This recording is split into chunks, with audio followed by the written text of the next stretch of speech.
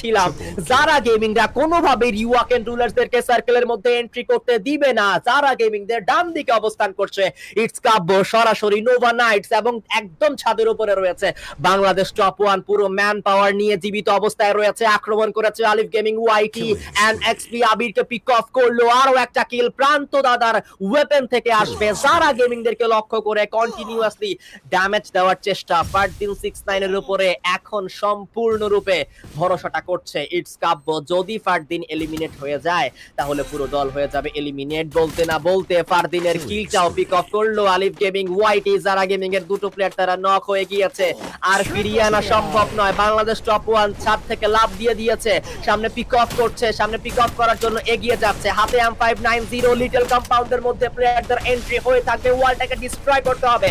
কারা পাবে আজকের দিনের এই ম্যাচের প্রথম বুইয়াটা? বাংলাদেশ টপ ওয়ান ভেতরে এন্ট্রি করেছে। First of top BD top one, can he takes another one, but no, নক বের করতে পারেনি, তাকে ফিনিশ করে ফেলা হয়েছে। মেহরাব সেখানে কিলটা পিক অফ করেছে।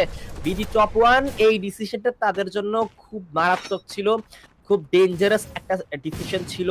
সেখান থেকে তারা 3টি প্লেয়ার হারিয়েছে, নক বের করতে পেরেছিল, কিলে কনফার্ম করতে পারেনি। যারা গেমিংদের সেই 3টি প্লেয়ার এখনো পর্যন্ত জীবিত, যেখানে বুয়া নেওয়ার সুযোগ ছিল বিডি টপ ওয়ানের কাছে, সেখান থেকে তারা সুযোগটা হারিয়ে বসেছে। আলিফ গেমিং, ওয়াইটি, তার উপরে পুরো দলের দায়ভার বর্তমানে। 3টি দল জীবিত, 3টি দলের নাম নোভা নাইট, যারা গেমিং, বাংলাদেশ টপ ওয়ান। কারা হতে পারবে আজকের এই লিগ স্টেজের ডে 2 এর প্রথম বুয়া গেইনার?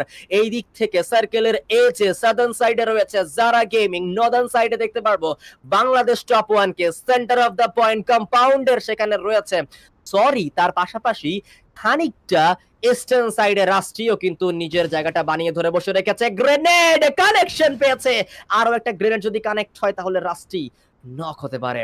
রাষ্ট্রের জন্য বিপদ যাচ্ছে সামনের দিকে। যারা গেমিং এর প্লেয়ার গুলো এন্ট্রি করেছে, দুইজন নিজেদের জায়গা এখনো পর্যন্ত ছেড়ে বের হয়নি, ড্যামেজ দিয়েছে। রাষ্ট্রীয় প্রথম নক বের করবে, তহিদ এক্স গোটকে নক করেছে।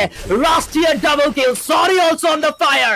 নোভা নাইট রাষ্ট্রী, the dangerous and dynamic duo from Nova Knights. এবং সেইখানে দুজন মিলে পুরো যারা গেমিংদেরকে ধরাশায়ী করলো আলিফ গেমিং, ওয়াইটিদের সামনে।